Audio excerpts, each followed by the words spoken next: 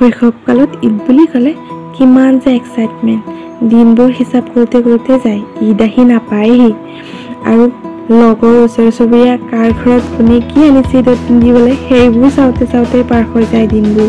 আৰু আজিকালি পিছে ব্যস্ততাৰে ভৰা জীৱনটোত সেইবোৰ ভাবিবলৈ নাই। আজিকালি ভাবিবলগীয়া হয় ঘৰৰ কামবোৰ কেনেকৈ সামৰোঁ, আলহী আহিব গতিকে আলহীৰ বাবে কি যা যোগাৰ কৰিব পাৰোঁ, সেইবোৰ ভাবিয়ে দিনবোৰ পাৰ হৈ যায়। আমি সৰু থাকোঁতে আকৌ আজিকালিৰ নিচিনা বজাৰৰ মেহেন্দিবোৰো নাপাওঁ। তেতিয়া জেতুকা বিৰিহে লগাবলগীয়া হয় আৰু কোনে কাক কেনেকুৱা ডিজাইনত জেতুকা লগাই দিব তাক লৈ যে কিমান আলোচনা।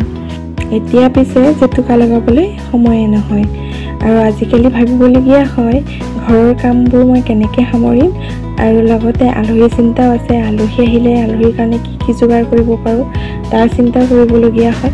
কিন্তু আজিও যেতিয়া শৈশৱকাললৈ মনত পৰে কিবা এটা ভাল লাগি যায়, নহয়নে? আৰু সেই সময়কণ আছিলে জীৱনৰ সকলোতকৈ মধুৰ সময়।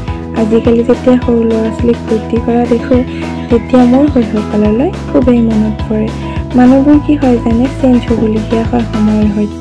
আপোনালোকৰো মনত পৰেনে শৈশৱকালৰ সেই মধুৰ স্মৃতিবোৰলৈ?